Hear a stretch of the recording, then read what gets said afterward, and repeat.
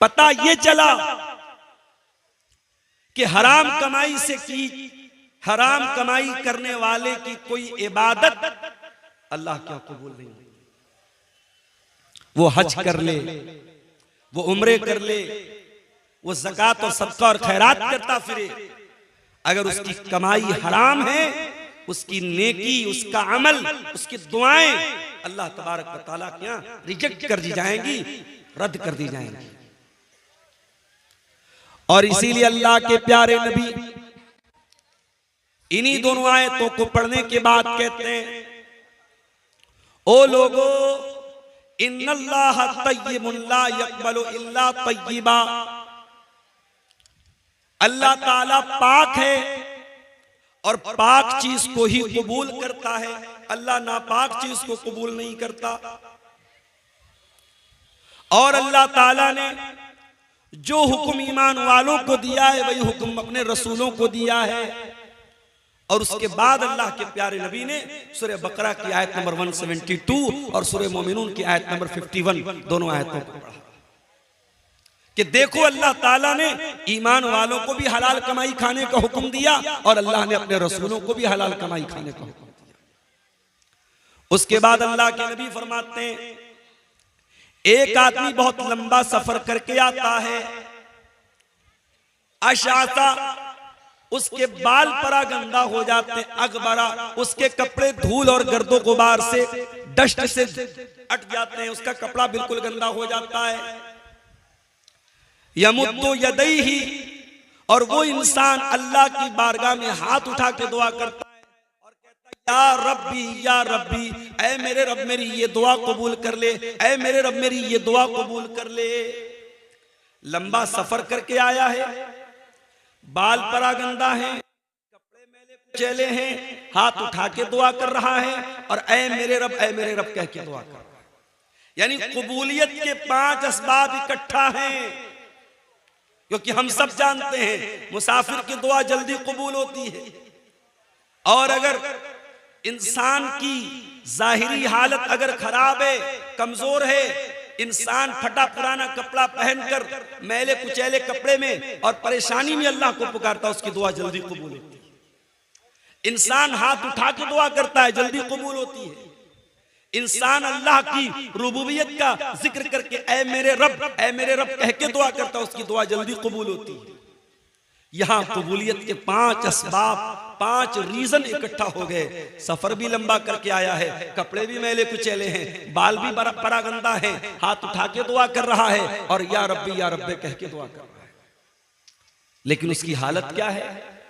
व मतामुहु हराम व मशरबुहु हराम व मलबसुहु हराम व गुद्दिया बिल हराम फअन्ना युस्तजाबु लिज़ालिक। ऐ मेरे सहाबा, उस इंसान का खाना हराम कमाई का, उसका पानी हराम कमाई का, उसका कपड़ा हराम कमाई का, उसकी परवरिश हराम कमाई से हुई है। फअन्ना युस्तजाबु लिज़ालिक, ऐसे इंसान की दुआ कैसे कबूल होगी? नहीं कबूल होगी। हराम खोर की दुआ, सूद खोर की दुआ, ब्याज खोर की दुआ, जुआरी की दुआ अल्लाह कबूल नहीं करेगा। इन्नल्लाह तय्यबुन ला यक़बलु इल्ला तय्यबा, अल्लाह पाक है और पाक चीज को ही कबूल करता है। आज हालात मेरे भाइयों, आपके इस गांव में आया, एक भाई ने कहा मौलवी साहब जरा इस पर भी आप रोशनी डालिएगा।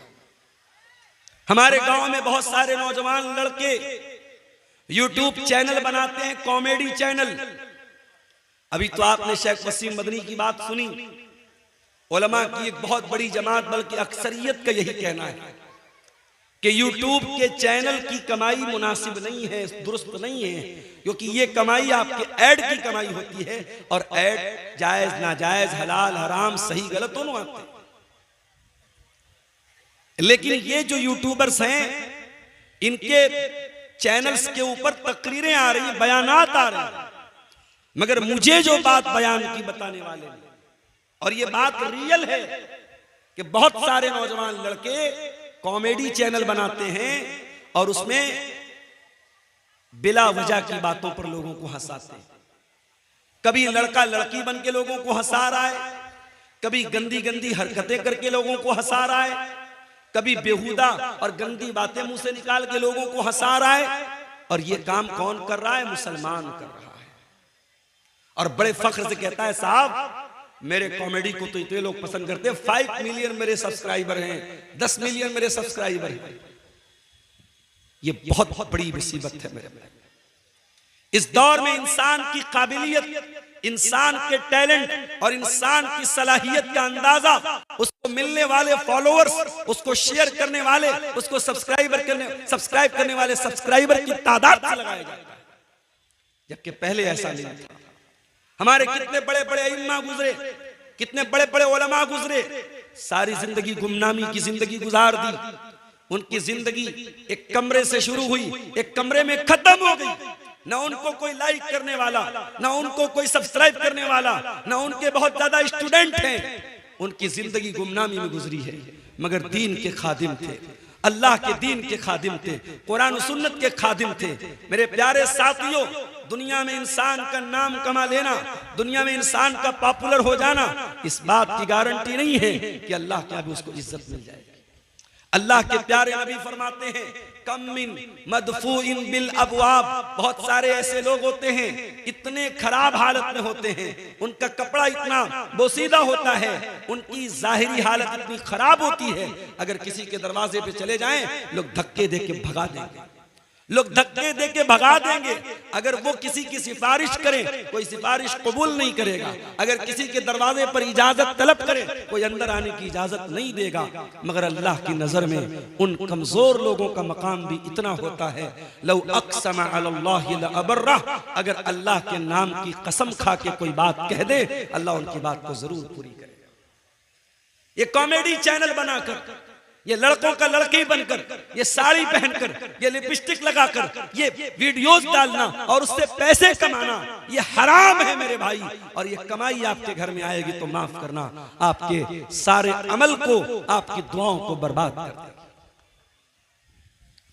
लेकिन मसला क्या है? मसला यह है कि यहां दिल में माल की जो मोहब्बत है, पैसे की जो मोहब्बत है, वो इंसान को हलाल और हराम का फर्क करने से दूर कर देती है। इंसान जब माल कमाने पर तुल जाता है तो ये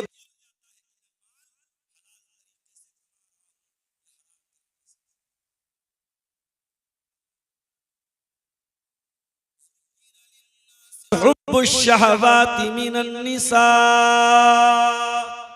वल्बनीन वल्क़नातीरिल मुक़ंतरति मिनज़्ज़हबि वल्फ़िद्दा वल्ख़ैलिल मुसव्वमह वल्अनआम वल्हर्थ ज़ालिका मताउल हयातिद दुनिया। ऐ मेरे बंदो, कुछ चीजों की मोहब्बत तुम्हारे दिल में डाल दी गई है। औरत की मोहब्बत, कोई मर्द है, कोई आदमी है, परफेक्ट आदमी है, उसके सीने में आदमी का दिल धड़क रहा है और वो कहे कि साहब मुझे औरतों में इंटरेस्ट नहीं है। झूठ बोल रहा है, झूठ बोल रहा है वो। अल्लाह ने बना, अल्लाह कह रहा है कि हमने इंसान के दिल में डाला है औरत की मोहब्बत। वल्बनीन, औलाद की मोहब्बत। शादी हो गई, बेटा पैदा हुआ आपके घर में, अब आप ये कहें कि साहब मुझे बेटे की मोहब्बत नहीं है, मुझे बेटे की चाहत नहीं है, ये नहीं हो सकता। औरत की मोहब्बत, औलाद की मोहब्बत अल्लाह ने आपके दिल में नेचुरली, प्राकृतिक रूप से, कुदरती तौर पर, नेचुरल तौर पर अल्लाह ने आपके दिल में डाली। वल्क़नातीरिल मुक़ंतरति मिनज़्ज़हबि वल्फ़िद्दा, और सोना चांदी की मोहब्बत भी इंसान के दिल में डाली गई है और हमारी माँ बहनों के दिल में थोड़ी ज्यादा डाली गई है। औरत को सोना ला के दे, हाय हाय हाय, खुश हो जाएगी। जितनी भी नाराज हो, सोने का एक झुमका ला के दे दो, सोने की एक ईयररिंग ला के दे दो, सोने की नाक की नथिया ला के दे दो, हाय हाय मेरा शौहर तो सबसे अच्छा शौहर। कुरान कह रहा है औरत जेवरात में पलती है, जेवरात में बड़ी होती है, औरत को सोने चांदी से बड़ी मोहब्बत है। उसके बाद फरमाया वल खैलिल मुसव्वमती, और मेरे बंदो तुम्हारे दिल में घोड़े की मोहब्बत भी डाल दी गई है। ऐसे घोड़े जो बहुत उम्दा घोड़े हो, बहुत अच्छे घोड़े हो। किसी जमाने में घोड़े की सवारी होती थी, आज के जमाने में कार की सवारी है, बाइक की सवारी है। आज 4 पैसा इंसान के पास होता है, पहले सोचता है कार खरीद लूं, बाइक की ताकत है बाइक खरीद लूं, और बाइक खरीद नहीं सकता तो शादी कर लेता हूं, जहेज में तो मिल ही जाएगी कि नहीं मिलेगी। गरीब घर में भी शादी करेगा तो 1.5-2 लाख की बाइक तो मिल ही जाएगी। बोलो भाई शेरशाबादियों, सीमांचल के लोगों, बड़े पक्के अहले हदीस हैं साहब। मुझे यहाँ के लोगों ने बताया कैश तो कम चलता है, कैश भी चलता है यहाँ जहेज में, कहीं कहीं कैश भी चलता है। और बेगैरती की हद ये है, बेशर्मी की हद ये है कि ससुराल से कैश मिलता है और ये इंसान अपनी बीवी का मेहर भी उसी रकम से अदा करता है। अरे बेगैरत, तुझे क्या जरूरत है शादी करने की? तू 4 चूड़ी पहन घर में बैठ। जब तेरे पास इतना दम नहीं है, जब तेरे पास इतनी ताकत नहीं है कि अपनी बीवी से निकाह करके उसको मेहर दे सके, तो तुझे कोई जरूरत नहीं शादी करने की। तो जिंदगी भर कुंवारा बैठ, चूड़ी पहन के बैठ जा। ये बेगैरती है। ससुराल से पैसा लेके उसे मेहर दे रहे हो, शादी के मौके पर तेरे बदन की शेरवानी तेरे ससुराल के कपड़े की, दुल्हन का जोड़ा ससुराल के कपड़े का। तो तू किस लिए शौहर बना है? तू किस लिए निकाह कर रहा है? तू किस लिए इजाबो कबूल कर रहा है? तू बेगैरत है। तेरी शर्म और हया, तेरी गैरत को तेरे बाप ने जहेज के बदले गिरवी रख दिया।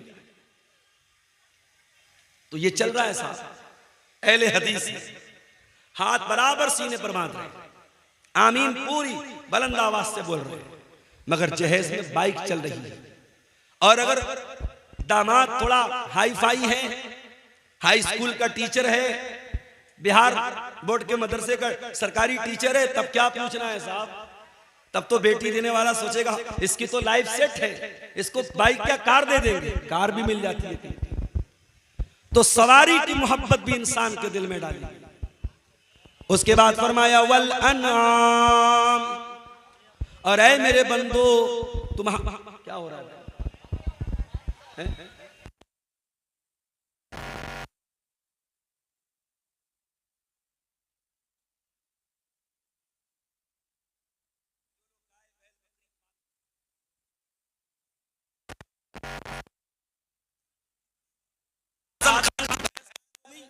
उत्तर प्रदेश के अंदर पुलिस पीछे लगेगी साहब, आजम खान की भैंस गायब है।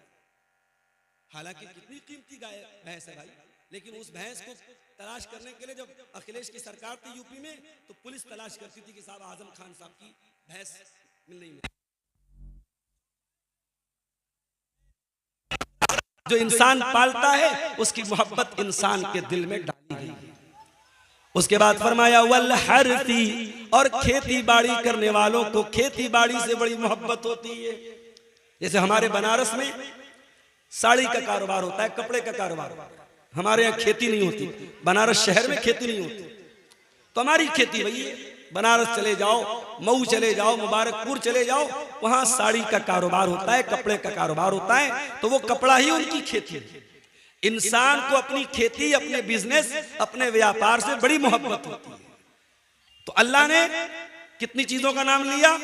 औरत, औलाद, सोने चांदी, घोड़े, चौपाए, खेती बाड़ी, इतनी सारी चीजों की मोहब्बत अल्लाह कह रहा है इंसान के दिल में डाली गई।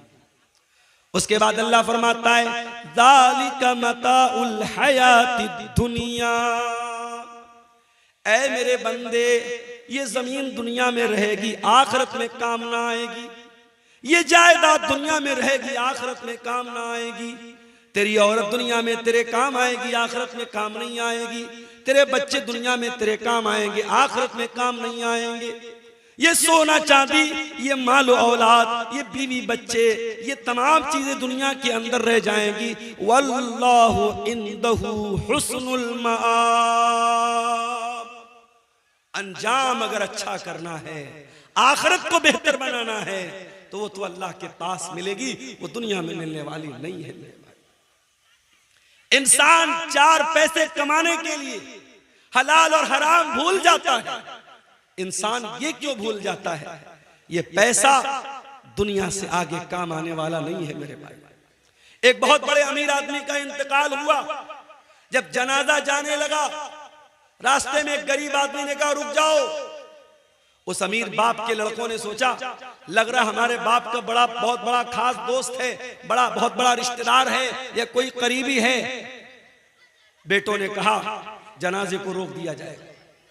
जनाजे को रोका गया, जनाजे को जमीन पर उतारा गया, चारपाई को खोला गया, मरने वाले का चेहरा खोला गया। वो गरीब इंसान उस अमीर इंसान के चेहरे को देख के कहता है साहब दुनिया से जा रहे हो, क्या लेके जा रहे हो? क्या मेरी वो जमीन लेके जा रहे हो जो हड़प के बैठे थे? क्या मेरा वो पैसा लेके जा रहे हो जो आपने लेकर के नाजायज कब्जा कर लिया था? क्या मेरा हक मार के वापस दुनिया से लेके जा रहे हो? क्या लेके जा रहे हो साहब? इतना कहना था, उस अमीर बाप के बेटे ज़ारो कतार रोने लगे। मेरे भाई, ये दुनिया की हकीकत है। न माल साथ में जाएगा, न जमीन साथ में जाएगी, न जायदाद साथ में जाएगी। और इंसान इन्हीं चीजों के लिए आज क्या नहीं करता है मेरे भाई? पड़ोसी पड़ोसी का हक मार रहा है, भाई भाई का हक मार रहा है, भाई बहन का हक मार रहा है, एक दूसरे के हुकूक मारे जा रहे हैं। मेरे भाइयों, अल्लाह से डरो। कयामत के दिन हुकूकुल इबाद का मामला बड़ा खतरनाक होगा। अल्लाह के प्यारे नबी फरमाते हैं लतुअद्दुन्नल हुकूक इला अहलिहा। ओ लोगो, तुम दुनिया में लोगों का हक दे दो वरना कयामत के दिन उनको देना पड़ेगा। हत्ता युकाद लिशातिल जलहाई मिनशातिल करना। यहां तक कि दुनिया में अगर सींग वाली बकरी ने बगैर सींग वाली बकरी को मारा है, उस पर जुल्म सितम किया है, तो सींग वाली बकरी को भी हिसाब देना पड़ेगा। इसी सीमांचल के इलाके में एक भाई ने मुझको बताया, वल्लाहु आलम वाकया सही भी हो सकता है, गलत भी हो सकता है, बताने वाले ने बताया एक आदमी को इलाज के लिए 25,000 रुपए की जरूरत थी। 25,000 रुपया कोई बहुत बड़ी रकम नहीं है। एक गांव में न जाने कितने लोग ऐसे होते हैं जो 25,000 बड़ी आसानी से एक आध 2 दिन में कमा लेते हैं। 25,000 की रकम की जरूरत पड़ी। डॉक्टर ने कह दिया पैसा देंगे तब ऑपरेशन होगा। वो बेचारा गरीब आदमी अपने गांव के कुछ पैसे वाले लोगों के पास गया, उनसे पैसे का मुतालबा किया। गांव के लोगों ने कहा नहीं, हम तुम्हें पैसा नहीं दे सकते। पैसे वाले लोगों ने पैसा देने से इनकार कर दिया। उस गरीब इंसान ने अपने बाप का ऑपरेशन कराने के लिए 25,000 की रकम उसने सूद पर कर्जा उठाया।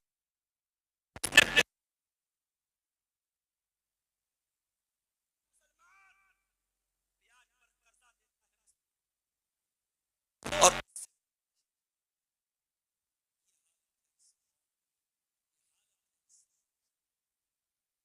कौम के अंदर सूद और ब्याज खाने के सिलसिले में लोग अल्लाह से न डरते हो, जिस कौम के लोग सूद और ब्याज को खाने को हलाल समझते हो, उस कौम का अंजाम यही होना है जो आज पूरे मुल्क में नहीं पूरी दुनिया में हम देख रहे हैं।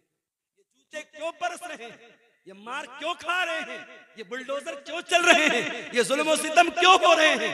अल्लाह की धरती पर ला इलाहा इल्लल्लाह पढ़कर जितना हमने अल्लाह को नाराज किया है, मुहम्मदुर रसूलुल्लाह पढ़कर जितना हमने रसूल के हुक्म को तोड़ा है, शायद दुनिया में किसी और ने नहीं तोड़ा।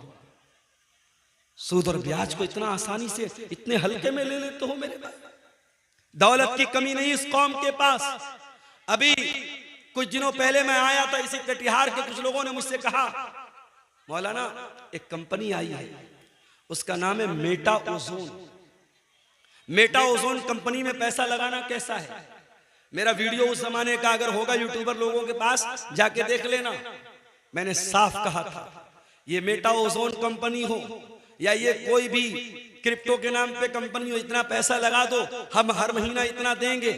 ये जितने कंपनियां एक फिक्स अमाउंट आपको दे रही हैं, ये बिल्कुल गलत है, हराम। और अंजाम ये हुआ, ये सारी कंपनियां गरीबों का और मिडिल क्लास के लोगों का गाड़ी कमाई का पैसा लेके भाग जाती हैं और कटिहार के एक साहब ने 2 करोड़ रुपए लगाए थे, 2 करोड़ की बड़ी रकम लगाई थी इसी मेटा ओजोन कंपनी में। मुसलमान आदमी था और वो कुछ महीनों के बाद कंपनी भाग गई, आज उसकी वैल्यू 0 के बराबर हो गई। क्यों ऐसी चीजों के पीछे पड़ते हो मेरे भाई? क्या हलाल कमाई कमाने के तरीके नहीं है? बहुत सारे तरीके। मुझे याद है जामिया सल्फिया बनारस में हमारे साथ एक साहब पढ़ते थे, हमारे क्लास फेलो तो नहीं थे, हमारे दौर के थे, मुआसिर थे। वो रहने वाले सूरत के थे, गुजरात के थे। कुछ दिनों के बाद मेरा एक सफर हुआ गुजरात का, उनसे मुलाकात हुई मौलाना साहब से।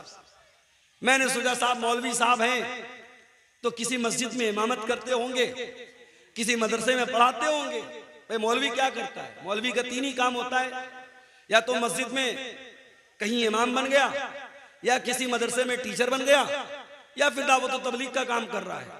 मौलवियों की दुनिया बड़ी महदूद होती है। तो मैंने कहा कि भाई क्या करते हैं आप? उन्होंने कहा मौलाना साहब, शेख साहब, मेरे वालिद की समोसे की दुकान है, समोसे की दुकान है और मैं समोसा रोजाना तैयार करता हूं, तेल में फ्राई करता हूं, उसको बेचता हूं। मुझे बड़ी हैरत हुई। मैंने कहा आप जामिया सल्फिया बनारस के पढ़े हुए हैं और आप समोसा बेच रहे हैं? कहा शेख साहब तो इसमें क्या बुरा है? मैं बिजनेस कर रहा हूं, काम कर रहा हूं, इज्जत की रोटी है और सारे समाज की नजर में ये साहब की मौलाना साहब हैं, इनका समोसा बड़ा अच्छा होता है, इनका सामान बड़ा अच्छा होता है। सोच का एक नजरिया ये भी है।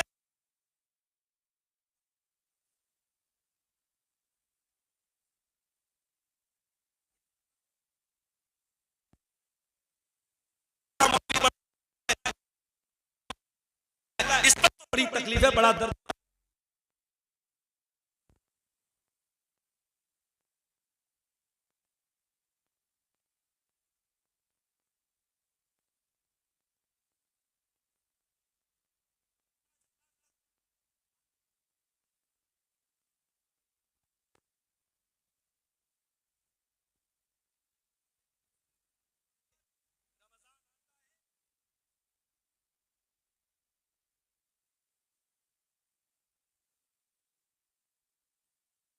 बेगैर जिंदगी गुजारने से बेहतर है कि तुम जाओ और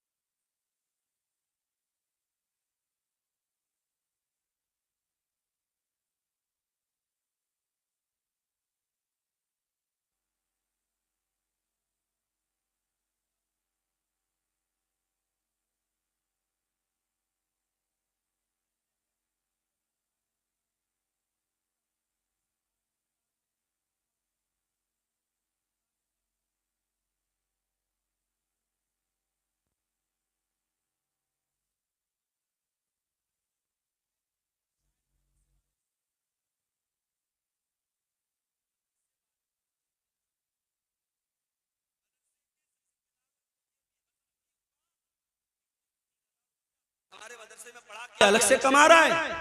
उन्होंने पाबंदी लगा दी, साहब मदरसे के जितने टीचर हैं सुबह से दोपहर तक पढ़ाना है, फिर दोपहर से रात तक हॉस्टल की निगरानी करना है। ऑलरेडी 3 टीचर निगरानी कर रहे थे, मगर मदरसे के हरामखोर जिम्मेदारों ने और डिक्टेटरों ने और नमरूद की औलादों ने उस मौलवी को मिलने वाले ये चंद हजार रुपये जो महीने के थे, उनके पेट में दर्द शुरू हो गया और उन्होंने कहा नहीं, हॉस्टल की 24 घंटा निगरानी करनी पड़ेगी। मैं मौलवियों से कहना चाहता हूं, इस कौम के आगे भिखारी बनना बंद करो। अपने इल्म, अपने वकार, अपने ओहदे, अपने मकाम का लिहाज रखो। इस कौम ने बहुत खून चूसा है तुम्हारा। और आज वो लोग जो आलिम नहीं हैं, जो गैर उलमा हैं, चाहे वो इंजीनियर अली मिर्जा हो, चाहे डॉक्टर इसरार अहमद हो या कोई और हो, इन लोगों ने एक माइंडसेट क्या बनाया, एक सोच क्या बनाई कि मौलवियों की जरूरत क्या है।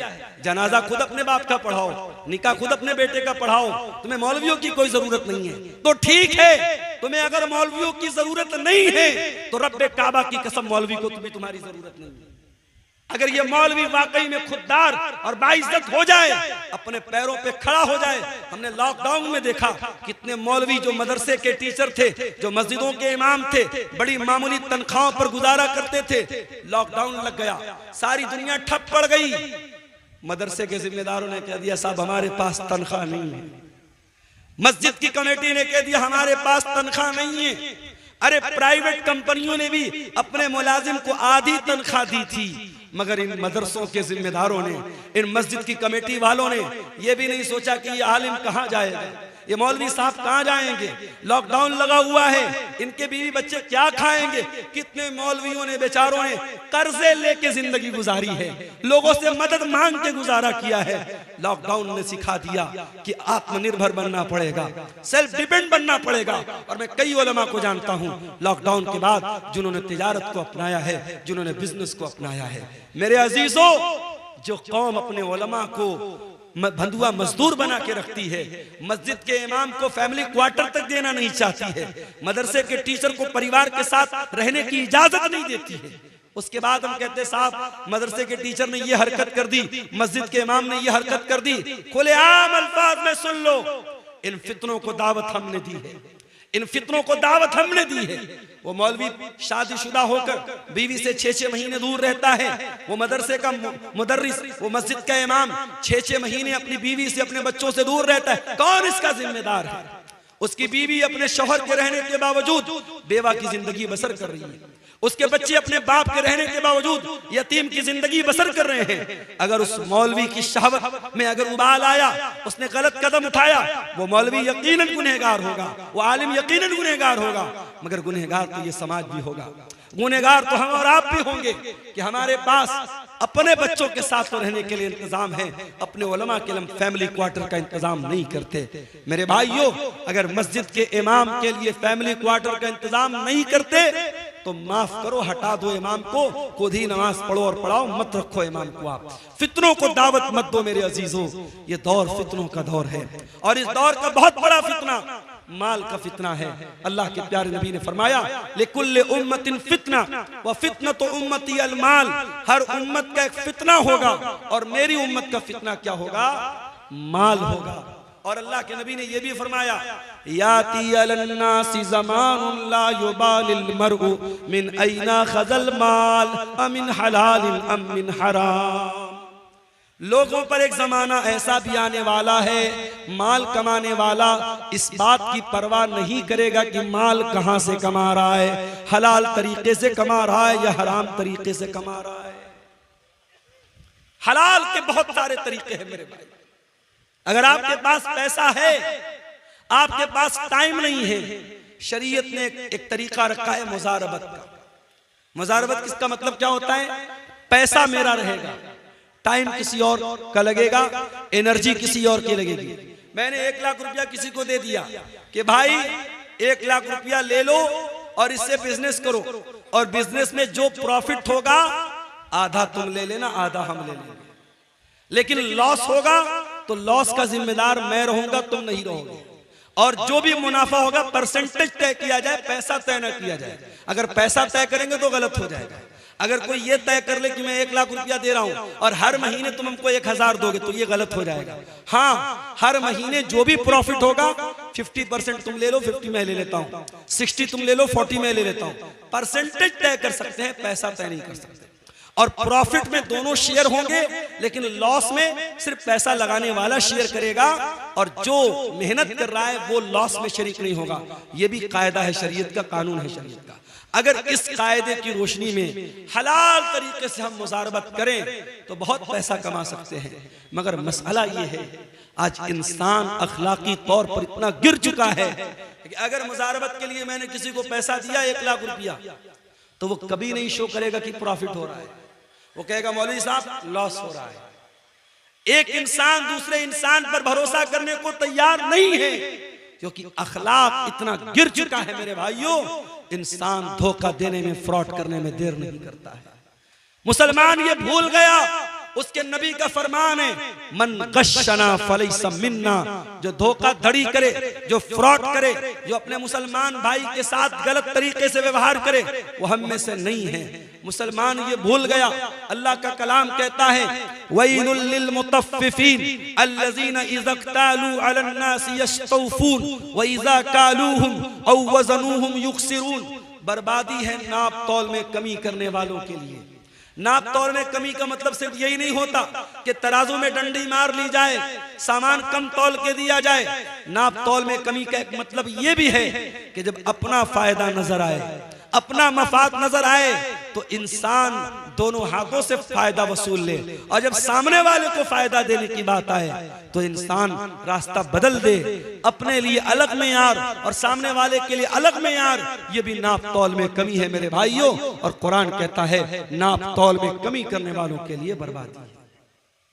और आगे बढ़िए, ये जो हराम कमाई होती है ना, ये हमारे बीवी बच्चों के ऊपर भी असर डालती है। अगर आपके घर में हराम कमाई आई है, यकीन कर लो मेरे भाई, आपकी बीवी से आपके रिश्ते पर भी असर पड़ेगा। बच्चे नाफरमान हो जाएंगे, माँ बाप की सेहत गिर जाएगी, घर का सुकून खत्म हो जाएगा। बाद सलफ कहते हैं कि मैं अपने गुनाहों का असर अपनी बीवी के अखलाक में और अपनी सवारी के फिसलने में महसूस करता हूं।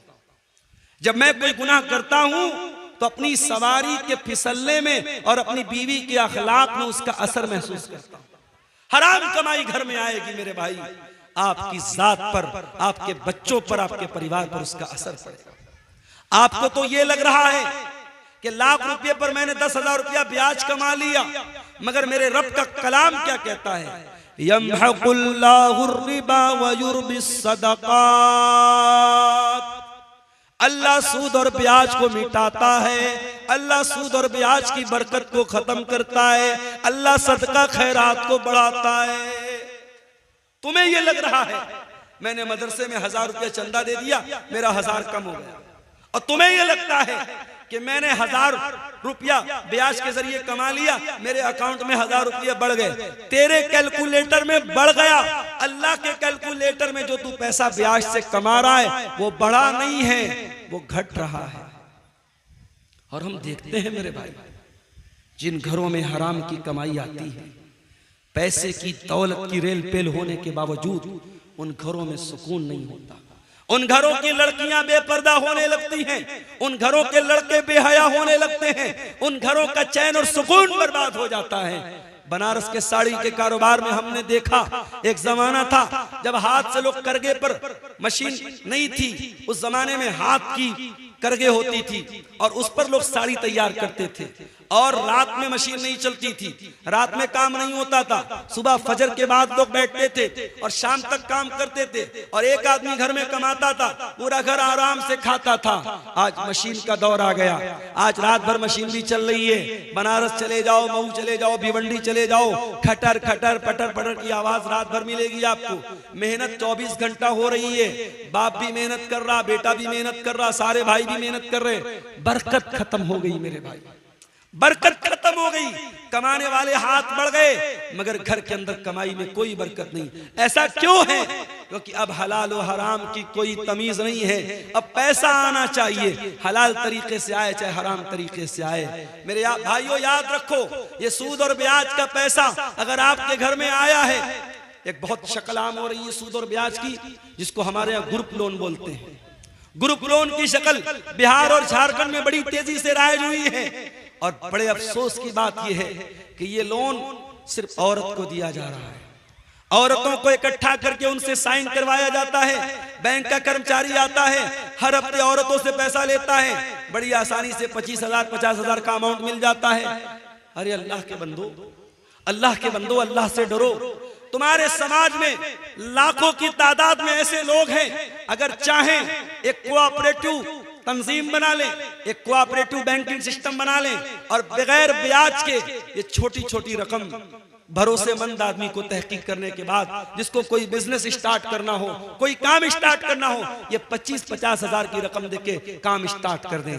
शरीयत कहती है आप लोगों का काम शुरू करा दो, लोगों को भीख मांगने पर और लोगों को सूद खाने पर मजबूर मत करो। आज सूद और ब्याज, बड़ी मामूली रकम पर सूद और ब्याज खाया जा रहा है और घर की औरतों को उसमें इन्वॉल्व किया जा रहा है। हराम कमाई की एक शक्ल और भी है, और वो क्या है? किसी दूसरे की जमीन पर नाजायज कब्जा कर लेना। उत्तर प्रदेश में एक बहुत बड़े बाहुबली थे, अब इस दुनिया में नहीं है, मैं नाम नहीं लूंगा, अगर आप अक्लमंद होंगे, समझदार होंगे तो समझ जाएंगे। आज लोग कहते हैं साहब मुसलमान थे, मुसलमान थे, बड़ा जुल्म हुआ, मगर उनका ट्रैक रिकॉर्ड जब उठा के देखो, उनका जब इतिहास उठा के देखो तो मालूम ये हुआ कि उनका काम क्या था। जिस जमीन पर हाथ रख दिया वो जमीन उनके बाप की हो गई, जमीन उनके बाप की हो गई, जमीन मुसलमान की हो, गैर मुस्लिम की हो। जहां पे वो साहब आ गए, चलो हटो भाई, फला के आदमी है, जमीन छोड़ दो, जमीन छोड़ दो। जिस खेत पे हाथ रख दिया वो खेत उनके बाप का, जिस जमीन पे हाथ रख दी वो जमीन उनके बाप की। और ये काम करने वाला सीना ठोक के मुसलमानों से कहता है मैं तुम्हारा लीडर हूं, मैं तुम्हारा लीडर हूं। ऐसे लीडर अगर हो, हमें नहीं चाहिए ऐसे लीडर, हमें नहीं चाहिए ऐसे लीडर जो लोगों के माल पर नाजायज कब्जा करें। माफ करना मेरे भाइयों, अल्लाह के प्यारे नबी की हदीस है, मन गय्यर मनार अल अर्ज़ी लानल्लाहु मन गय्यर मनार अल अर्ज़ी। जो लोगों की जमीन और जायदाद की जो बॉर्डर है, जो निशान है, उसको मिटा दे और जमीन और जायदाद पर नाजायज कब्जा कर ले, अल्लाह के नबी ने फरमाया उस इंसान पर अल्लाह की लानत हो। जमीन और जायदाद पर नाजायज कब्जा करके कहां जाओगे मेरे भाई? अगर एक बालिश, ये जो हमारे पंजे का जो नाप है ना, इसको उर्दू में बालिश्त बोलते हैं, पता नहीं आपके शेरशाबादी भाषा में क्या बोलते हैं, हमारे बनारस में इसको बित्ता बोलते हैं, बित्ता, यहाँ भी बित्ता बोलते हैं। एक बित्ता जमीन अगर आपने किसी की नाजायज कब्जा कर ली, हदीस के अल्फाज क्या है? तुफ़िक़ मिन सब अर्दीन यौमल क़ियामा, कयामत के दिन एक बित्ता जमीन नाजायज हड़पने वाला 7 जमीनों का तौक उसकी गर्दन में डाला जाएगा। अल्लाह अकबर, इतना बड़ा गुनाह है, इतना बड़ा गुनाह है। आज मुकदमे अदालतों में चले जाओ, मुसलमान अपने भाई की जमीन, बेटा अपने बाप की जमीन, भाई अपनी बहन की जमीन पर नाजायज कब्जा करके बैठा है। सबसे ज्यादा मुकदमे आपको मुसलमानों के मिलेंगे। ये इस कौम का हाल है मेरे भाई, अल्लाह हम सबकी हिफाजत फरमाए। और आगे बढ़िए, हराम कमाई का एक और रास्ता हम इस समाज में देखते हैं, और वो क्या है? वो है साहब सूदी रकम हम खा तो नहीं रहे, मगर सूदी रकम खिला रहे हैं। मोबाइल ले लिया फट से हमने, EMI पर, लोन पर ले लिया हमने, क्रेडिट कार्ड पर ले लिया हमने, और जब ले लिया तब उलमा से आके धीरे से पूछते, मौलाना साहब ये किस्तों पर मोबाइल लेना कैसा है? अरे तू जो मोबाइल लेके आया किस पर लिया? किस्त पर लिया ना, तो लेने के पहले मसला पूछना चाहिए था कि लेने के बाद पूछना है। किस्त के ऊपर गाड़ी लेना कैसा है, किस्त के ऊपर मोबाइल लेना कैसा? कान खोल करके सुन लो, किस्त पर कोई सामान लेना जायज है, नाजायज नहीं है, मगर उसमें कंडीशन क्या है? कंडीशन ये है कि जो सामान बेचने वाला है उससे आपको लेना है। यहां जब आप मोबाइल किस्त पर लेते तो मोबाइल की कंपनी से या दुकानदार से नहीं लेते, आप बैंक से लेते हैं। आप बजाज का कार्ड इस्तेमाल करते हैं, Bajaj company, Bajaj finance company आपको फाइनेंस करा रही है। आप बाइक लोन पे ले रहे हैं, ICI आपको लोन दे रही है, HDFC आपको लोन दे रही है, हीरो की या होंडा की कंपनी आपको लोन नहीं दे रही। पहली बात तो ये समझ लीजिए, जिसका सामान है उससे आप किस्त पर लेंगे, थर्ड पर्सन से नहीं लेंगे। और अगर थर्ड पर्सन से ले रहे हैं तो इसका मतलब आप उससे पैसा उधार ले रहे हैं, सामान नहीं खरीद रहे, पैसा उधार ले रहे हैं। और पैसा अगर उधार ले रहे हैं तो शरीयत का एक कानून याद रखो कि हम उधार पैसा किसी से भी अगर लेंगे या देंगे, उधार पैसे के ऊपर कोई प्रॉफिट कमाना जायज नहीं है। मैंने आपको 1 लाख रुपया दे दिया, 1 लाख रुपया आपको जब मैंने दिया तो आपने अपना मोबाइल हमको दे दिया। अब ये मोबाइल मैं यूज कर रहा हूं, मोबाइल आपका बस यूज कर रहा हूं, बेच नहीं रहा हूं, यूज कर रहा हूं। 1 महीने के बाद आप आए और आपने कहा कि मौलवी साहब आप 1 लाख रुपया वापस ले लीजिए और मोबाइल मुझको दे दीजिए। मैंने 1 लाख रुपया वापस ले लिया, मोबाइल आपको दे दिया। हमें क्या लग रहा है साहब, ये तो जायज है। उसने हमको पैसा दिया, हमने पैसा दिया था, उसने बदले में मोबाइल दिया था। उस मोबाइल को हम गारंटी के तौर पर तो ले सकते हैं, लेकिन उस मोबाइल को अगर हम यूज कर रहे हैं तो ये ब्याज हो जाएगा मेरे। इतना खतरनाक मामला है। शरीयत कहती है कि आप किसी को कर्जा दे रहे हैं तो कर्जा एहसान करने के लिए होता है, कर्जा कमाने के लिए। कमाना है तो बिजनेस करो, पार्टनरशिप करो। अगर किसी को उधार दे रहे हो, उधार पर 1 पैसा 1 रुपया भी मुनाफा नहीं कमा सकते। हाँ, मैंने आपको 1 लाख रुपया दिया, कुछ तय नहीं किया मैंने। आप जब पैसा मुझको देने आए, आपने अपनी खुशी से कहा मौलाना साहब आप मेरे काम आए थे, आपने मेरे बड़े मौके से मेरी मदद की थी, मैं अपनी खुशी से ये 1 किलो मिठाई लेके आया। 1 किलो मिठाई लेके आया हूं, वो दिवाली वाली मिठाई नहीं होनी चाहिए, वो अलग से खरीदा हो। 1 किलो मिठाई लेके आए बगैर मांगे, तो ये ब्याज में नहीं शामिल होगी, बल्कि ये अल्लाह के रसूल का तरीका था कि जब आप किसी से कर्ज लेते थे तो वापसी के टाइम कुछ बढ़ा के दे देते थे। ये बढ़ा के देना ये इंसानियत का और हुस्न अखलाक का तकाजा है, ये ब्याज नहीं है। लेकिन उधार में कोई किस्म का प्रॉफिट पहले से तय कर लेना और वो प्रॉफिट देना या लेना ये हराम है। और आप जब फाइनेंस पर मोबाइल लेते हैं तो 2%, 3%, 4%, 12% कुछ ना कुछ आप उसमें ब्याज देते हैं, और कुछ नहीं देते तो कम से कम अगर EMI आपने टाइम से पेमेंट नहीं किया, महीने की 1 तारीख को EMI का टाइम आया, आपने पेमेंट नहीं किया, तो पहली बात तो मोबाइल बंद हो जाएगा। मोबाइल का सिस्टम है वो लॉक रहता है, मोबाइल फौरन बंद हो जाएगा। और उसके बाद 2 दिन बाद आप जब पेमेंट करेंगे, अगर हर महीने 2000 दे रहे हैं तो 100 रुपया बढ़ा के देना पड़ेगा। ये जो बढ़ा के आप दे रहे हैं ये क्या है? यही सूद है, यही ब्याज है। और एक मोबाइल के लिए आप ब्याज दे रहे हैं। अल्लाह के प्यारे नबी फरमाते हैं लानल्लाहु आकिल रिबा व मुकिलहु व कातिबहु व शाहिदैहि। आपने फरमाया सूद खाने वाला, सूद खिलाने वाला, सूद लिखने वाला, सूद की गवाही देने वाला, सब पर अल्लाह की लानत। और आपने फरमाया सब बराबर हैं, हम सवा, सब बराबर हैं। ये सूद इतना बड़ा गुनाह है, ये ब्याज इतना बड़ा गुनाह है। अल्लाह के नबी फरमाते हैं, मुस्तदरक अल हाकिम की हसन दर्जे की रिवायत है, अर्रिबा सलासु व सबऊन बाबा, कि सूद के 70 से ज्यादा दरवाजे हैं, सूद के 70 से ज्यादा दर्जे हैं। ऐसरुहा अयन की हर रजुल उम्महु, और उसमें सबसे हल्का दर्जा ये है इंसान अपनी सगी माँ के साथ जिना करे, अपनी सगी माँ के साथ जिना करे। कौन तसव्वुर नहीं कर सकता इंसान अपनी सगी माँ के साथ जिना, तो बड़ी दूर की बात है, उसको गलत नजर से देख भी नहीं सकता इंसान।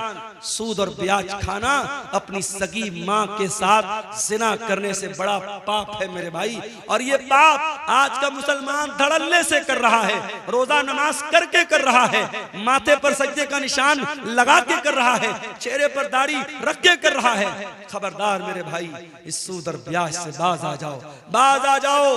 इस हराम कमाई से अपने घरों को, अपने दामन को बचा जाओ। और आगे बढ़िए मेरे भाइयों, सहाबे किराम को देखिए।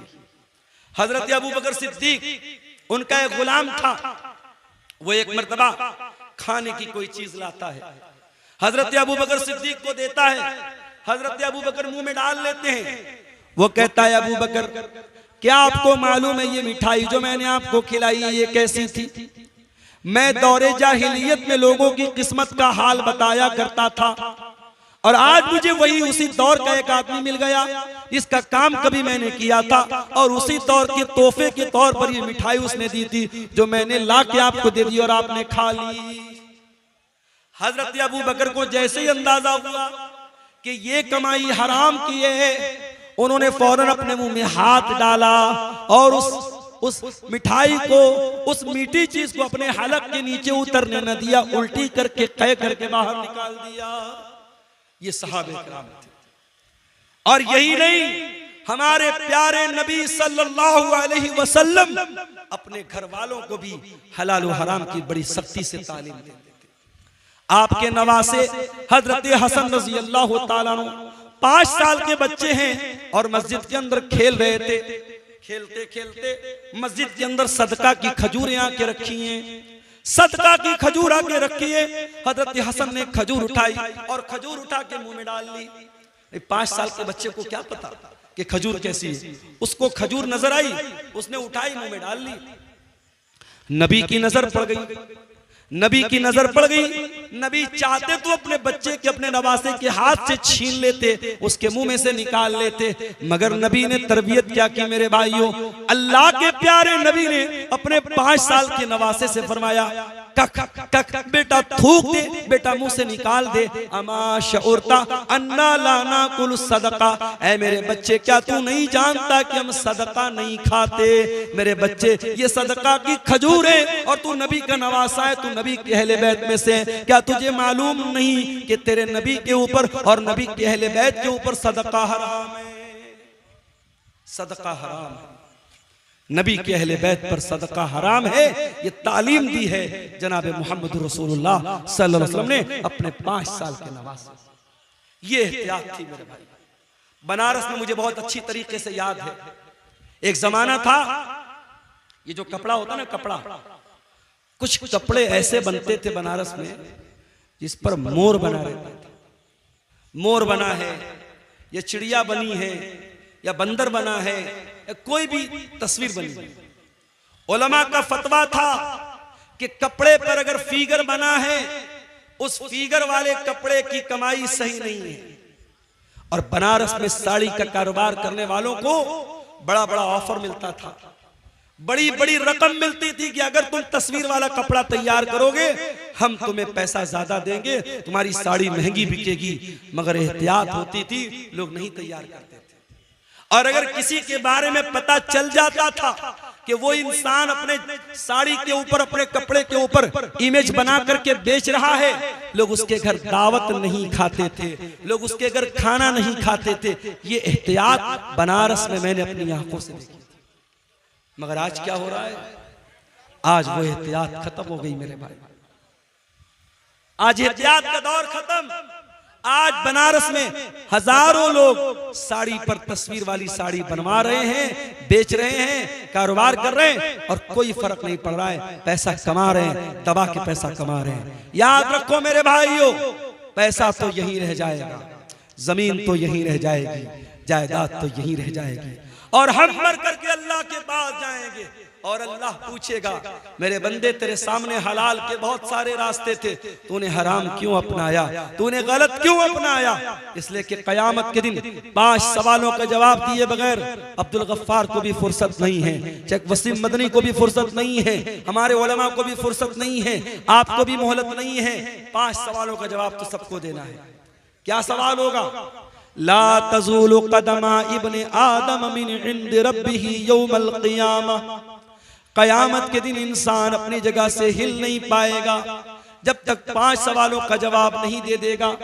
नंबर 1, अन उम्रिही फीमा अफ़ना, तूने अपनी जिंदगी को कहाँ गुजारा था। नंबर 2, व अन शबाबिही फीमा अबला, तूने अपनी जवानी को कहाँ गुजारा था। तीसरा सवाल, व अन मालिही मिन ऐन इक्तसबहू, तूने माल कहाँ से कमाया था। चौथा सवाल, व फीमा अनफ़क़हू, तूने माल कहाँ पर खर्च किया था। और 5वां सवाल, व माज़ा अमिल फीमा अलिमा, तूने जो इल्म हासिल किया था उस इल्म के ऊपर तूने अमल कितना किया था। ये 5 सवाल का जवाब सबको देना है। कहां से पैसा कमाया, हलाल तरीके से कमाया कि हराम तरीके से कमाया। और खबरदार, मस्जिद में लोग जाते हैं ना, बड़ा एहतराम करते हैं मस्जिद का। मस्जिद का सामान कोई जल्दी चोरी नहीं करता। क्यों साहब? मस्जिद का सामान, मस्जिद का सामान कोई बहुत घटिया आदमी होता है वही चोरी करता है। एक आम मुसलमान मस्जिद का बहुत एहतराम करता है। और तमाम मस्जिदों में सबसे बड़ी मस्जिद कौन है? मस्जिद हराम है, खाने काबा है। कान खोल करके सुन लो, एक मुसलमान की इज्जत, एक मुसलमान की जान, एक मुसलमान का माल, उसकी जो इज्जत है, उसका जो सम्मान है, उसका जो एहतराम है, वो खाने काबा से भी बढ़ करके है। और दलील भी आपको पढ़ के सुना देता हूं। नबी ने आखिरी हज किया, हज्जतुल वदा का मौका है, नबी ने पहला और आखिरी हज किया है, बकर ईद का दिन है, यौमुन नहर है, अल्लाह के प्यारे नबी मिना के अंदर है। अपने सहाबा से कहते हैं अय्यो यौमिन हाज़ा, आज का दिन कौन सा दिन है? सहाबा कहते हैं अल्लाह और उसके रसूल ज्यादा बेहतर जानते हैं। आपने फरमाया क्या आज यौमुन नहर नहीं है, क्या आज बकर ईद का दिन नहीं है? फिर आपने पूछा कि महीना कौन सा है? साहबा ने कहा अल्लाह और उसके रसूल ज्यादा बेहतर जानते हैं। आपने फरमाया क्या ये जिलहिज्जा का महीना नहीं है? फिर आपने पूछा ये कौन सा शहर है? साहबा ने कहा अल्लाह और उसके रसूल ज्यादा बेहतर जानते हैं। आपने फरमाया क्या ये शहर मक्का नहीं है? उसके बाद आपने फरमाया ओ लोगो इन्ना इन्ना दिमाकुम व अमवालकुम व आराज़कुम हरामुन अलैकुम कहुरमत यौमिकुम हाज़ा फी बलदिकुम हाज़ा फी शहरिकुम हाज़ा। ओ लोगो तुम्हारी माल, तुम्हारा माल, तुम्हारी जान और तुम्हारी इज्जत व आबरू एक दूसरे के लिए हराम है, एक दूसरे के लिए हराम है। जैसे आज का ये दिन हराम है, जैसे ये महीना हराम है, जैसे ये शहर मक्का हराम है, जैसे मक्का का एहतराम करते हो, जैसे जिलहिज्जा का एहतराम करते हो, जैसे आज के दिन का एहतराम करते हो, एक मुसलमान अपने भाई की जान और माल का एहतराम करे। मेरे अजीजों, सहाबे किराम बड़ी एहतियात करते थे। हजरत साद बिन अबी वक्कास सहाबी रसूल हैं, उनके बारे में मशहूर था कि वो मुस्तजाबुद दावत थे। साद बिन अबी वक्कास जब दुआ करते थे उनकी दुआ जल्दी कबूल हो जाती थी। किसी ने पूछा कि ऐ साद बिन अबी वक्कास क्या बात है, आप कौन सा ऐसा अमल करते हैं कि आपकी दुआ बहुत जल्दी कबूल हो जाती है? तो हजरत साद बिन अबी वक्कास ने क्या जवाब दिया? कहा कि ऐ लोगों, मैं जब खाना खाता हूं तो मुझे मालूम होता है कि मैं वो खाना कौन सी कमाई का खा रहा हूं। मैं जब भी कोई लुकमा उठा करके अपने मुंह में डालता हूं, जब तक यकीन न हो जाए, जब तक कंफर्मेशन न हो जाए, जब तक ये मुतय्यन न हो जाए कि मैं हलाल कमाई का और पाकीज़ा कमाई का लुकमा खा रहा हूं, तब तक वो लुकमा अपने हलक के नीचे नहीं उतारता हूं। एक बहुत बड़े अहले हदीस आलिम का वाकया सीरत निगारों ने लिखा है। गालिबन अगर मेरी याददाश्त धोखा नहीं खा रही है, गालिबन ये मौलाना अब्दुल्ला गाजीपुरी का वाकया है। अब्दुल्ला गाजीपुरी रहमतुल्लाह अलैह बहुत बड़े अहले हदीस आलिम थे। उनको कहीं सफर पे जाना था, ट्रेन का टाइम हो गया, ट्रेन का टाइम हो गया, स्टेशन पर पहुंचे, इतना टाइम नहीं था कि टिकट खरीद सकते और सामने ट्रेन छूट रही थी। और उस जमाने में इतनी ट्रेनें नहीं थी कि चलो एक ट्रेन छूट गई तो दूसरी पकड़ लेंगे। मौलाना अब्दुल्ला गाजीपुरी साहब ने जल्दी से ट्रेन पकड़ी, ट्रेन पर सवार हो गए, मगर दिल ही दिल में ये एहसास हो रहा था मैंने टिकट नहीं खरीदा है, ये रेलवे की चोरी है, ये सरकार की चोरी है। जब मौलाना अब्दुल्ला गाजीपुरी की मंजिल आ गई, जब उन्होंने अपनी मंजिल पर वो उतर गए, तो जिस स्टेशन से वो वहां तक आए थे उस स्टेशन तक का उन्होंने टिकट खरीदा। हालांकि कोई टीटी नहीं था, कोई चेक करने वाला नहीं था, कोई टिकट को चेक करने वाला, कोई पकड़ने वाला नहीं था। कभी कभी ऐसा होता है। मैं बनारस से अभी पिछले हफ्ते की बात, एक प्रोग्राम था मेरा अररिया में। अब बनारस से मैं चला, इत्तेफाक से त्योहार का दिन था, ट्रेन पर रश बहुत था और पहले से मैंने रिजर्वेशन नहीं कराया था। अब उसके बाद जब मैं ट्रेन पे लोकल टिकट लेकर के, जनरल टिकट लेके जब मैं चढ़ा था, मैंने सोचा टीटी मिलेगा, उससे बात करूंगा और टिकट कटवा करके एसी में कहीं जगह मिल जाएगी तो एसी बैठ जाऊंगा। अब साहब रश इतना था कि ट्रेन में कहीं बैठने की जगह नहीं थी, टीटी का दूर दूर तक पता भी नहीं था। अब आपको मैं बताऊं कि बनारस से पटना तक तकरीबन 5 घंटे मैंने एसी जो बोगी होती है उसका जो बाथरूम होता है, बाथरूम के पास खड़े होकर के बैग मेरे पीठ पर लदा हुआ था, बैग लादे हुए 5 घंटे खड़े होकर के मैंने वो सफर किया। उसके बाद जब बीच में टीटी आया, टीटी ने कहा मुल्ला जी कहां जा रहे हो? मैंने कहा सर पटना जा रहा हूं, कोई सीट दे दीजिए, पैसा मैं दे दूंगा। कहा नहीं मुल्ला जी कोई सीट नहीं है, लेकिन आप एसी की बोगी के अंदर खड़े हैं, आपको फाइन कटवाना पड़ेगा। मैंने कहा सर मैं अंदर कहां खड़ा हूं, बाथरूम के पास खड़ा होकर के जा रहा हूं, टिकट तो है मेरे पास। कहा कि आप चूंकि एसी बोगी में चढ़े हैं आपको फाइन देना पड़ेगा। मैंने कहा जनरल में जाने लायक हालात नहीं है। उसने कहा जनरल में तो छोड़ दो, आपने जनरल का टिकट लिया, आप एसी में आए हो। उसने 1000 रुपया फाइन भी काटी और 5 घंटे का सफर मैंने खड़े होकर के गुजारा। आज हालात ये है, जब रश का टाइम होता है टिकट जल्दी नहीं मिलता है। मौलाना अब्दुल्ला गाजीपुरी उस दौर में वो टिकट बगैर खरीदे वापस जा सकते थे, मगर उनकी एहतियात देखो मेरे भाई, उनका तकवा देखो। वो जिस स्टेशन से आए थे उस स्टेशन तक का उन्होंने टिकट खरीदा और वही टिकट खरीद करके उसको फाड़ दिया। उनके साथियों ने पूछा मौलाना ये क्या किया आपने? कहा मेरे भाइयों मैं रेलवे की ट्रेन का मैंने सफर किया था और मैं जल्दीबाजी में टिकट नहीं खरीद पाया था। मैंने जानबूझ करके उस स्टेशन का टिकट खरीद करके फाड़ दिया ताकि उतनी रकम सरकार के खजाने में चली जाए। ये हमारे उलमा थे, ये हमारे उलमा थे जो सरकार और हुकूमत और गवर्नमेंट की चोरी को भी चोरी समझते थे। और आज मुसलमान अपने मुसलमान भाई का सामान चोरी करने में भी दरेग नहीं करता है। मेरे अजीजों ये एहतियात अपने अंदर पैदा करो। सलफ कहा करते थे अतिब मतअमका तकुन मुस्तजाब दावत, अपनी कमाई को हलाल कर लो तुम्हारी दुआएं कबूल होने लगेगी। इमाम अबू हनीफा रहमतुल्लाह अलैह बहुत बड़े इमाम गुजरे हैं, अल्लाह की रहमतें नाजिल हो उनके ऊपर। इमाम अबू हनीफा रहमतुल्लाह अलैह ने एक आदमी को कर्जा दिया, कर्जा दे दिया उसको, उसने समय पर टाइम पर कर्जा नहीं लौटाया। इमाम अबू हनीफा रहमतुल्लाह अलैह उस आदमी के दरवाजे पर गए। गर्मी का मौसम था, धूप निकली हुई थी और इमाम अबू हनीफा दरवाजे के पास खड़े हैं। दरवाजा खुलता है और उस इंसान के मकान के अंदर एक बहुत बड़ा पेड़ है, एक बहुत बड़ा दरख्त है। वो इंसान रिक्वेस्ट करता है इमाम साहब आप ठीक है पैसा लेने आए हैं, कर्जा लेने आए हैं, लेकिन इमाम साहब गर्मी का मौसम है, धूप बहुत तेज निकली है, आप मेरे दरवाजे के अंदर चले आए और इस पेड़ की छाया में आप आ जाएं, इस पेड़ की छांव में आ जाएं। आपको गर्मी लग रही है, धूप लग रही है, आप इतने बड़े आलिम हैं, हमसे देखा नहीं जाता है, आपको शोभा नहीं देता है। इमाम अबू हनीफा कहते हैं ऐ मेरे भाई तूने अगर मेहमान के तौर पर बुलाया होता मैं तेरे घर में भी आया होता, तेरे पेड़ के नीचे खड़ा भी होता और एक गिलास पानी भी मैंने पिया होता, मगर मैं मेहमान बन के नहीं आया हूँ, मैं अपना कर्जा लेने के लिए आया हूँ। और मुझे इस बात का डर है अगर मैं तेरे मकान के अंदर दाखिल हो गया और तेरे पेड़ की छांव में मैं आ गया तो ये भी एक तरीके का प्रॉफिट हो जाएगा, ये भी एक तरीके का मुनाफा हो जाएगा।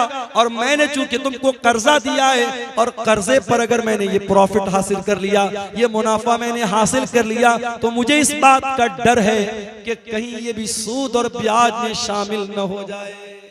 अल्लाह, कितना प्यारा हमारा दीन है मेरे भाई, कितना प्यारा हमारा दीन है। कितनी एहतियात करते थे हमारे असलाफ कि किसी को पैसा उधार दिया है तो उसके मकान के पेड़ की छांव में भी जाना उन्होंने गवारा नहीं किया। इमाम अहमद इब्न हंबल के पास एक औरत आती है, गौर से सुनना ये वाकया। इमाम अहमद इब्न हंबल के पास एक औरत आती है, ऐ इमाम अहमद इब्न हंबल एक मसला पूछने आपके पास आई। क्या मसला है? ऐ इमाम अहले सुन्नत, ऐ इमाम अहमद इब्न हंबल, मसला ये है कि मैं कपड़ा तैयार करती हूँ, कपड़ा बुनती हूँ और मैं दिन में भी काम करती हूँ, रात में भी काम करती हूँ। दिन में सूरज की रोशनी में काम करती हूँ, रात को मैं चिराग जला करके चिराग की रोशनी में काम करती हूँ। ऐ इमाम अहमद इब्न हंबल जब कपड़ा तैयार हो जाता है तो कपड़े की क्वालिटी में कुछ कपड़ा जो सूरज की रोशनी में तैयार होता है उसकी क्वालिटी थोड़ी अलग होती है, और जो कपड़ा चिराग की रोशनी में तैयार होता है उसकी क्वालिटी में थोड़ा फर्क होता है। इमाम अहमद इब्न हंबल, मैं मसला पूछने आई हूँ, जब मैं ये कपड़ा मार्केट में बेचने जाऊंगी, जब मैं इस कपड़े को बाजार में बेचने जाऊंगी, तो क्या मुझे ये क्लियर करना पड़ेगा, क्या मुझको ये बताना पड़ेगा कि इस कपड़े का कौन सा हिस्सा मैंने सूरज की रोशनी में तैयार किया है और कौन सा कपड़ा मैंने रात के चिराग की रोशनी में तैयार किया है। इमाम अहमद इब्न हंबल हैरान हो गए, कहा किया है मेरी बहन, मसला मैं बाद में बताऊंगा, पहले मैं ये जानना चाहता हूं, इतनी अल्लाह वाली, इतनी तकवा वाली तू औरत है कौन जो आ करके ये मसला पूछ रही है कि कपड़ा अगर सूरज की रोशनी में तैयार हुआ है और चिराग की रोशनी में तैयार हुआ है तो क्या कस्टमर को ये बताना पड़ेगा कि कौन सा कपड़ा सूरज की रोशनी में तैयार हुआ है और कौन सा कपड़ा चिराग की रोशनी में तैयार हुआ है। ऐ मेरी बहन, मैं जानना चाहता हूँ तेरा घराना कौन सा है, तेरा खानदान कौन सा है, तो कौन से खानदान से ताल्लुक रखती है। उस औरत ने कहा, ऐ इमाम अहमद इब्न हंबल, मैं इमाम बिश्र अल हाफी की बहन, उस दौर के एक बहुत बड़े इमाम थे इमाम बिश्र अल हाफी, मैं उनकी बहन है।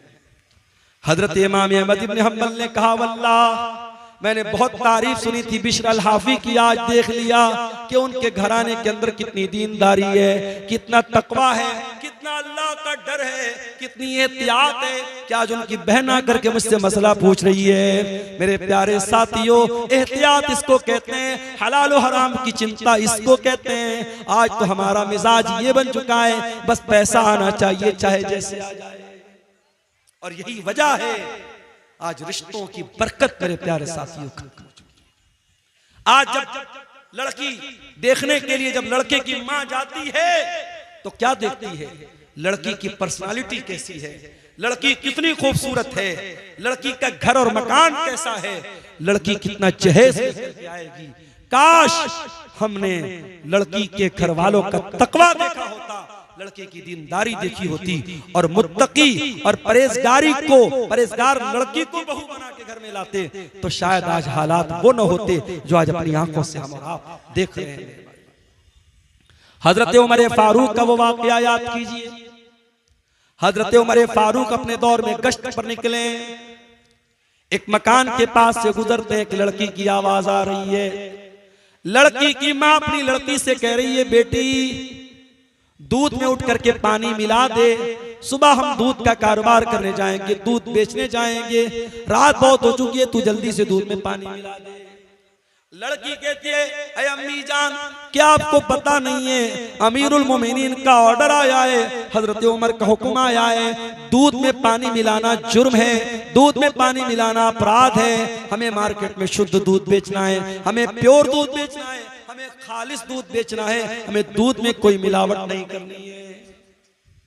मां ने कहा, बेटी यहां कौन सा उमर हमको देख रहा है, या कौन सा उमर देख रहा है, रात का सन्नाटा है, रात का टाइम है, अंधेरा है, ऐ मेरी बच्ची तू जाके दूध में पानी मिला दे, उमर को पता भी नहीं होगा कि हम क्या कर रहे हैं।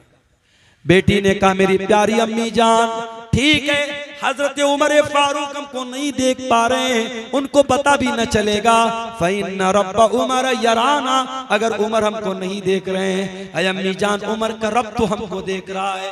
ऐ मेरी प्यारी माँ, अमीरुल मोमिनीन नहीं देख पा रहे हैं, लेकिन रब्बुल आलमीन तो देख रहा है, अल्लाह तो देख रहा है, अल्लाह को क्या जवाब देंगे। ऐ मेरी प्यारी माँ, तो इस सवाल का जवाब दे दे, मैं दूध में पानी मिलाना बंद, मैं दूध में पानी मिलाने के लिए तैयार हो जाऊंगा।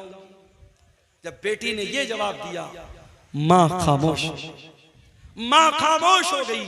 मेरे भाइयों, तरबियत करो तो ऐसी करो कि आपके बच्चे जहां आपसे गलती हो, आपके बच्चे आपकी सुधार कर दें, आपकी इस्लाह कर दें। बेटी ने जब ये जुमला कहा है, माँ खामोश हो गई। हजरत उमर फारूक ने मकान का नंबर नोट कर लिया, मकान की निशानी नोट कर ली, घर आए, सुबह को सारे बच्चों को इकट्ठा किया, कहा है मेरे प्यारे बच्चों, कल जब मैं रात में गश्त पर निकला था, मैं एक लड़की के मकान के पास से गुजरा था, मैंने लड़की की और उसकी माँ की बातचीत को सुना है। मेरे बच्चों, मैं नहीं जानता वो लड़की कितनी खूबसूरत है, मैं नहीं जानता वो लड़की कौन से खानदान से उसका ताल्लुक है, मैं नहीं जानता उसका हसब व नसब कैसा है, इतना जानता हूँ वो लड़की बहुत अल्लाह वाली है और मैं उस लड़की को अपने घर की बहू बनाना चाहता हूँ। अब तुम बताओ, तुम में से कौन उससे निकाह करेगा? अल्लाह, लड़की की शक्ल भी नहीं देखा है, लड़की का खानदान भी नहीं देखा है, लड़की का दीन देखा है, और हजरत उमर बहू बनाने को तैयार हैं। और बेटे भी ऐसे हैं, एक बेटा आगे बढ़ता है, उसका नाम आसिम था, आसिम बिन उमर। उसने कहा अब्बा जान, मैं शादी कर लूंगा उस लड़की के साथ, आप मेरा निकाह करा दीजिए। हजरत उमर ने उस लड़की को बहू बनाया और दुनिया की तारीख ने, दुनिया की नजरों ने देखा, उसी लड़की की नस्ल से आगे चल करके एक इंसान पैदा होता है जिसको दुनिया उमर बिन अब्दुल अजीज के नाम से जानती है, जिसको दुनिया उमर सानी के नाम से जानती है। मेरे प्यारे साथियों, जब माएँ मुत्तकी होंगी, जब माएँ दीनदार होंगी, जब बाप दीनदार होंगे, तो फिर उनसे पैदा होने वाली औलाद के बारे में आप उम्मीद कर सकते हैं कि वो भी दीनदार होगी। जब माँ और बाप के अंदर हलाल और हराम का फर्क नहीं होगा, जब माँ को इस बात की चिंता नहीं है कि घर में जो पैसा आ रहा है वो हलाल का आ रहा है या हराम का आ रहा है, जब बाप पैसा कमाने के पीछे अंधा बन चुका है और हर तरीके का अल्लम गल्लम, सूद, ब्याज, रिश्वत, हराम का पैसा घर में आ रहा है, और उस पैसे से जब अपने बच्चों की परवरिश करेंगे, अल्लाह के नबी क्या फरमाते हैं कि जिस जिस्म की परवरिश हराम कमाई से होगी, फन्नारु औला बिही, वो जिस्म जहन्नम की आग पे कयामत के दिन जहन्नम की आग में डाला जाएगा। मेरे अजीजों, अपने बच्चों को हराम कमाई से बचाओ, अपने बच्चों को हलाल कमाई खिलाओ, अपने बच्चों के बदन में हलाल कमाई का खून दौड़ाओ। हमारे नबी ने सारी जिंदगी हलाल और पाकीज़ा चीजों को खाने की तालीम दी है। हमारे नबी के दुनिया में आने का एक मकसद ये भी था, वयज़अनु इसरहुम वलगलाल लती कानत अलैहिम, मेरा नबी हलाल चीजों को तुम्हारे लिए, पाकीज़ा चीजों को तुम्हारे लिए हलाल करने आए थे, मेरे नबी नापाक चीजों को तुम्हारे लिए हराम करने आए थे, और मेरे नबी तुम्हारे कंधे के ऊपर, तुम्हारे ऊपर जो जंजीरें थी, जो बेड़ियां थी, उन बेड़ियों से तुमको आजाद करने के लिए दुनिया में आए थे। नबी आए थे इसीलिए ताकि हराम चीजों की बेड़ियों और जंजीरों से हमें आजाद कर दे। मेरे भाइयों, हराम कमाई की इन जंजीरों से अपने दामन को बचा लो। आज वल्लाह हमारे घरों के सुकून को ये हराम कमाई बर्बाद कर रही है। और मैं फिर से कहता हूं, हर हराम का एक हलाल अल्टरनेट शरीयत में मौजूद है। आप सूद और ब्याज अगर हराम है तो आप ये मत समझिए कि मौलवी साहब अगर सूद हराम है तो हमारे पास पैसा है तो हम क्या करें। मैंने उसका हलाल अल्टरनेट आपको बताया, आप मुजारबत कीजिए, आप पार्टनरशिप पर कारोबार कीजिए, हलाल तरीके से बिजनेस कीजिए। अगर आप सूद पर कर्जा का लेन देन नहीं करते हैं, बगैर सूद के आप कर्जे का लेन देन कीजिए। आज बहुत सारे शहरों में इस्लामी बैतुल माल कायम है और बहुत सारे लोग मिल करके उसमें ताउन करते हैं, और छोटे छोटे अमाउंट जो गरीब लोग होते हैं, जो मिडिल क्लास के लोग होते हैं, जिनको छोटा मोटा काम करने के लिए पैसे की जरूरत पड़ती है, उनको सूद और ब्याज से बचाने का ये काम आप कर सकते हैं। और याद रखो मेरे भाइयों, ये बड़े बड़े जलसे कराने से बड़ा काम है। सीमांचल के इस इलाके में जिस तेजी से सूद और ब्याज का पंजा